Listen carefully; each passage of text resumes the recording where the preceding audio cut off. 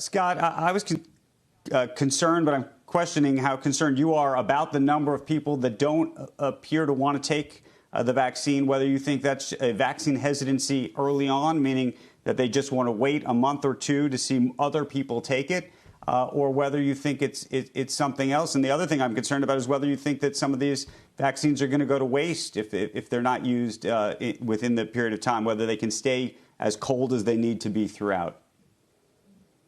Well, let's break down the flu vaccine. Each year, 150 million people about get vaccinated for flu. That's after we have a very hard push. Many people get vaccinated at work, and we make it very convenient for people. About 60 million of those are under the age of 15, so we take them off the table. They're not going to get vaccinated for COVID.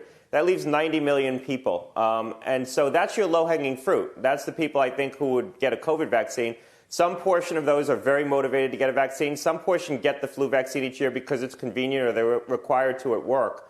So the demand here, I don't think, is going to be unlimited. There's about 50 million Americans over the age of 65. I think that group's going to be very motivated to get the vaccine. Some portion of the group younger than that will be motivated to get the vaccine. And then beyond that, we're going to have to work at it. We're going to really have to try to encourage people and educate people. But I think given the fact that we're in the throes of really the worst part of this epidemic right now, and we know getting vaccines in arms can be a partial backstop against continued spread, the imperative should be to get the vaccine in arms that are at highest risk of having a bad COVID outcome and at highest risk of contracting COVID and spreading COVID. But there also is some virtue in just getting vaccines in arms. You're creating more dead ends for the virus. And if we have a group of Americans that we know wants the vaccine very badly and would take it quickly, and also happens to be at the highest risk of a bad COVID outcome, and I'm thinking in particular about senior citizens in this country, I would just give it to them. I would make it generally available to them to the extent possible while we focus on these prioritized groups. I'm not saying ignore that mission. That's a very important public health mission, but we shouldn't be spending 3 weeks trying to push the vaccines into arms where you have some reluctance when we know those vaccines are sitting on a shelf and building on a shelf. Just remember one final point.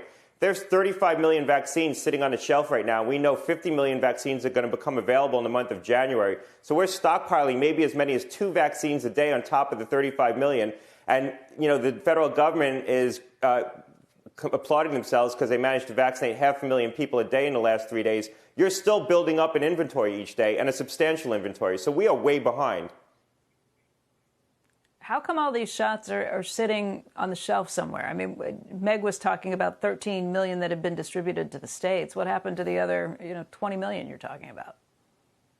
Well, the federal government held on to more than half of all the doses. They held on to 1 dose for every dose they administered because they said they want to stockpile the second doses. And then they held on to another 5% that they're calling this safety stock that I'm not quite sure exactly how it's going to be used.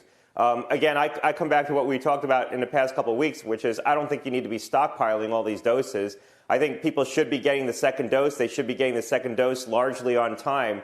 But we can be pushing out more first doses now and be using the future supply that's going to come on the market in the month of January to administer some of those second doses. So you need to stockpile something if you want to make sure there's a smooth transition to the second doses. But putting away 50% of all the doses, I think, is denying more people access to a vaccine. Now, that said, maybe one of the reasons they stockpiled so much vaccine is because they knew they couldn't distribute it, because they managed to cut it in half. They only distributed 45% of what they had, and they couldn't even administer that. So had they distributed more vaccine to the states, it's not like it would have been administered anyway under the current system.